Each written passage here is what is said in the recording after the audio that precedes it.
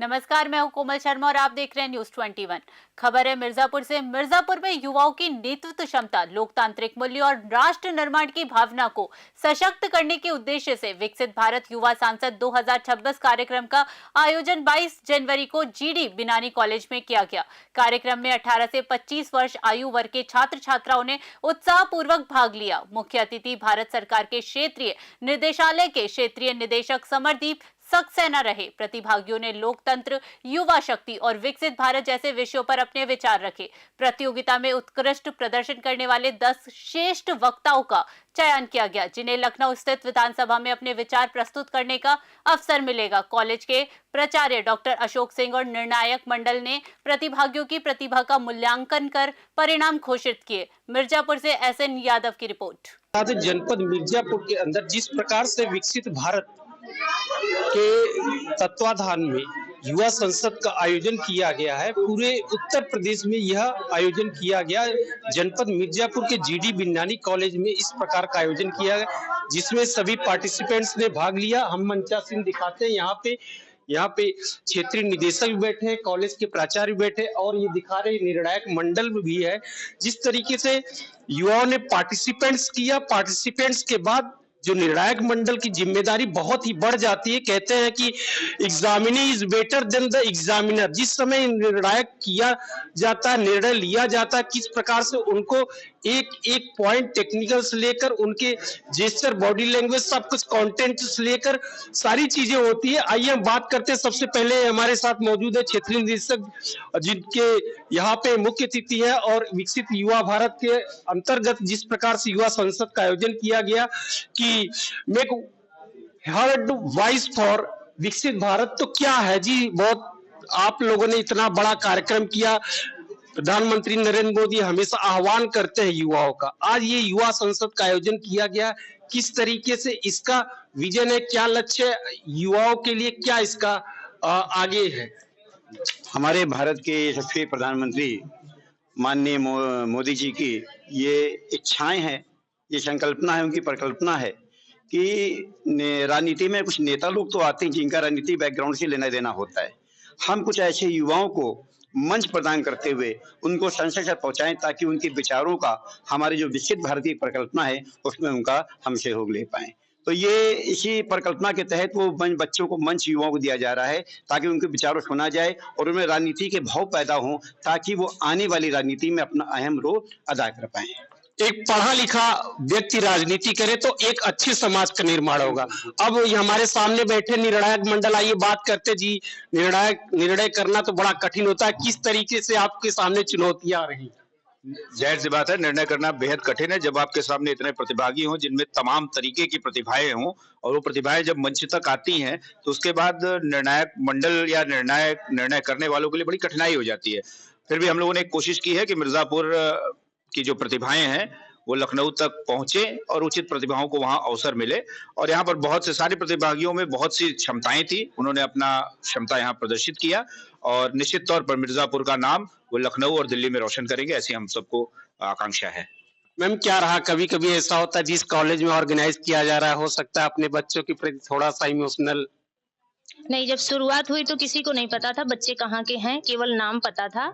और जितने भी हमारे जूरी मेंबर थे सभी लोगों ने निष्पक्ष होकर के बच्चों को जो भी रिजल्ट आया हुआ है वह निष्पक्ष ढंग से दिया गया है और वास्तव में ये सारे बच्चे दिल्ली तक पहुंचेंगे, ऐसी हम सभी लोगों को कामना है, उम्मीद है। क्या लगा कि कौन सा बच्चा, कभी कभी ऐसा होता है कि दो बच्चे एकदम इक्विवेलेंट होते, कभी तो किस मेरिट के आधार पर, भाई जीत हार तो वो अलग बात होती, लेकिन जब हम बात करते हैं कि मेरिट की, तो मेरिट में केवल 3 ही आते हैं, तो कभी कभी शायद ऐसा लगा होगा इसमें भी आपको? जी, आपने बहुत सही सवाल पूछा है। कभी कभी ऐसा लगता है कि एक जैसी स्थिति जा रही है तो उस समय निर्णय करना बड़ा कठिन हो जाता है। इसलिए निर्णय अकेले नहीं होता है। 5 सदस्यीय न्यायिक निर्णय समिति बैठी हुई थी जिसने उनके सभी बिंदुओं पर, जैसे उनके बोलने की क्षमता क्या है, वो टाइम पीरियड कितना ले रहे हैं, उनकी भाषा, वो अपनी भाषा में किन किन शब्दों का प्रयोग कर रहे हैं और उनकी फ्रिक्वेंसी क्या है और उनकी तारतम्यता क्या है, क्रमबद्धता क्या है, इन सारी बातों को देखते हुए हम उनके शारीरिक बनावट, उनकी बोलचाल, उनकी प्रेजेंटेशन आज बातों को ध्यान में रखते हुए हम लोग निर्णय लेते हैं, क्योंकि 5 सदस्यीय निर्णय होता है, 3 सदस्यीय निर्णय भी होता है, इसलिए यह प्रयास होता है कि बेहतर हो।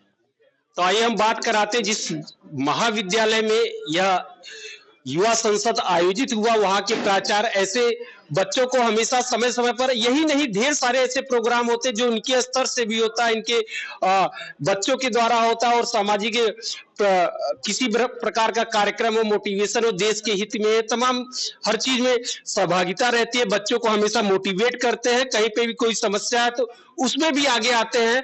तो पहले तो इनको बधाई है सर, आज आपके यहाँ ऐसा इतना बड़ा कार्यक्रम इसे माना जाता है जिसे प्रधानमंत्री नरेंद्र मोदी अपने हमेशा आह्वान में लेते हैं।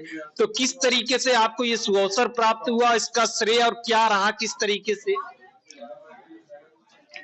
यह सुअवसर जो है, यह प्रस्ताव यहाँ से शासन को भेजा गया था। शासन ने विभिन्न महाविद्यालयों से मांगा गया था जनपद के, जिसमें जीडी बिनानी पीजी कॉलेज को यह सौभाग्य प्राप्त हुआ। मैं उसके लिए निदेशक, वहाँ की टीम और यहाँ के जो कोऑर्डिनेटर हैं, सबको धन्यवाद देता हूँ। कार्यक्रम की रही बात, बराबर कार्यक्रम होते रहते हैं। बच्चों को हम मोटिवेट करते रहते हैं कि बच्चे आगे बढ़ें, अपना विकास करें। अपने विकास के साथ साथ परिवार का विकास होगा, समाज का विकास होगा, राष्ट्र का विकास होगा। तो हमेशा हर कार्यक्रम में हम बच्चों को प्रेरित करते रहते हैं। मनोविज्ञान के विद्यार्थी होने के नाते हम उनको प्रेरित करते रहते हैं कि प्रेरणा उनको प्रेरित करें, वो अपनी ऊंचाइयों पे, मैक्सिमम ऊंचाइयों पे पहुंचे। मेरी यही सभी छात्र छात्राओं को हार्दिक शुभकामना है कि वो परिश्रम करके आगे बढ़े। सर, जैसे इस समय पूरे उत्तर प्रदेश का युवा आपको देख रहा है, आप भी एक मनोविज्ञान के स्टूडेंट रहे, अब तो आप शिक्षक हो गए, प्रोफेसर हो गए। अब जैसे आपने देखा 3 बच्चे फर्स्ट सेकंड थर्ड आए, और आपको तो पता है साइकोलॉजी के बारे में, किस तरीके से उन बच्चों को मोटिवेट करना चाहें, किसी प्रकार की जैसा होता है, जैसे दैट्स नेचुरल होता है, तो कैसे उनके अंदर वो चीजें ना हो कि वो अब नेक्स्ट टाइम अगर किसी भी प्रकार का कार्यक्रम हो, कंपटीशन हो, तो अपने आप को उस लेवल पर ले। हम अपने बच्चों को, या जो बच्चे सेलेक्ट हुए हैं, उनसे हम चाहेंगे कि वो हमारे संपर्क में रहें। जो हमारे यहाँ पे विद्वान टीचर्स हैं, उनसे कुछ टिप्स उनको उपलब्ध कराएंगे कि जिससे लखनऊ पहुंच करके वह भी मिर्जापुर जनपद का नाम रोशन करें। जी बहुत बहुत धन्यवाद। आइए अब बच्चों से बात कराते हैं। जिस तरीके से पार्टिसिपेंट्स थे और पार्टिसिपेंट्स ने काफी चढ़ बढ़ कर हिस्सा लिया, और तो उनमें किस प्रकार की भावना जो विकसित हुई। कभी तो होता है कि बच्चे हतोत्साहित हो जाते हैं हार के बाद, कभी लगता है जिसका पोजीशन आता है। तो क्या पोजीशन आपका? सर मेरा 3rd पोजीशन है। क्या नाम है? कृतिका सिंह। किस कॉलेज से? सर मैं चुनार में राजदीप कॉलेज से हूँ, वहाँ से डीएलएड कर रही हूँ। कैसा लगा कि आपको ये 3rd पोजीशन है? कहाँ पे कोई कमी रही, या फिर निर्णायक मंडल के बारे में लगा कि कहीं हमारे साथ पार्शियलिटी हुई? नहीं सर, मैं बहुत भाग्यशाली हूँ कि मुझे ये अवसर प्रदान हुआ और मैं 3rd पोजीशन भी आई, बट अब मेरी यही 1st पोजीशन लेके आऊँ और पूरे मिर्जापुर का नाम रोशन करूँ और अपने पापा का। क्या नाम है? सर मेरा नाम मान्या कसेरा है। जल्दी बात करते हैं। सर मेरा नाम मान्या कसेरा है और मैं इसी जीडी बिनानी पीजी कॉलेज की बीए 3rd सेमेस्टर की छात्रा हूँ, और मैंने अपने कॉलेज का नाम रोशन किया क्योंकि मैंने ही 1st पोजीशन प्राप्त किया है, और मैं बहुत ही खुश हूँ क्योंकि जो हुआ है। किसी ने गाइड किया? हाँ, मैंने जो लिखा था अपने कॉलेज के अध्यापकों से संपर्क किया, उनको दिखाया, उनको बताया कि इसमें क्या गलतियां हैं, क्या त्रुटियां हैं, सही करनी चाहिए और किस प्रकार से मुझे बोलना चाहिए। क्या ऐसा कोई चीज है कि वो 3 मिनट हम लोग को मिला था कि 3 मिनट के अंतराल हम लोग को बोलना है, तो ऐसी क्या त्रुटि रही है जो उसको मैं काट दूं। तो उन्होंने बताया अच्छा है, इस प्रकार से बोलिए, क्योंकि कहते हैं ना कि मोमबत्ती जलती है तो बुझती है, तो मोमबत्ती जब प्रकाश करती है तो चारों ओर उजाला होता है। तो उसी प्रकार जब टीचर आपको एडवाइस दे तो उसको एक्सेप्ट करिए और उसको अपने अंदर ग्रहण करिए, क्योंकि वही आपके भविष्य का उज्ज्वला होता है। क्या नाम बेटा आपका? सर प्रियंका है, मैं जीडी बिनानी। सर मेरा पोजीशन 2nd आया है और मैं जीडी बिनानी पीजी कॉलेज की छात्रा हूँ। क्या कहना चाहोगे? कहना ये चाहूंगी कि बहुत अच्छा लगता है क्योंकि हमारे कॉलेज में ऐसे प्रोग्राम होते हैं। ये जो विकसित भारत के अंतर्गत युवा संसद हो रहा है, तो आगे चल के क्या आपको मतलब देश की राजनीति में अपना योगदान देना है? देश की राजनीति में हमारा योगदान हर टाइम रह रहा है। जैसे हमारी सरकार कर रही है विकसित भारत यूथ पार्लियामेंट के थ्रू, या फिर जितनी भी अपॉर्चुनिटीज आती हैं वो सब हमारे कॉलेज में हेल्ड होते हैं, वो सबसे बड़ी अपॉर्चुनिटी होती है और उसके माध्यम से अपने बात को जनता तक पहुंचाना सबसे बड़ी बात है। तो इस तरीके से सब कोई अपना अपना योगदान दे रहा है। तो ये देखा कि किस तरीके से हमारे साथ ये युवा संसद में प्रतिभाग करने वाले प्रतिभागी हैं। क्या नाम आपका बेटा? सर मेरा नाम संगीता यादव है। मैं जीडी विज्ञान पीजी कॉलेज की छात्रा हूँ और इसमें मेरा 4th स्थान आया है। मैं बहुत खुशी हूँ, मतलब 4th स्थान पा करके। और मैंने कई बार इस मतलब मेरे कॉलेज में हमेशा ये कार्यक्रम होते रहते हैं जिसमें हम लोग पार्टिसिपेट करते हैं और मतलब अब पिछली बार भी कई बार हुआ है जिसमें हम लोग पार्टिसिपेट किए। उसमें मैं लखनऊ तक भी गई थी।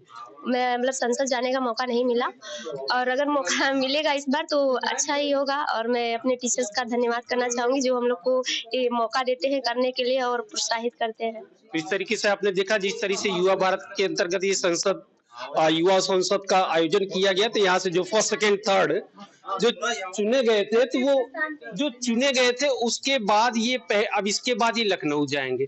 अगर लखनऊ में इसी तरीके से इनका परफॉर्मेंस अच्छा रहता है तो निस्संदेह यह आगे यानी देश की राजधानी दिल्ली की ओर कूच करेंगे। और हमारे साथ ये युवा संसद के प्रतिभागी हैं और विजेता भी है। क्या नाम आपका?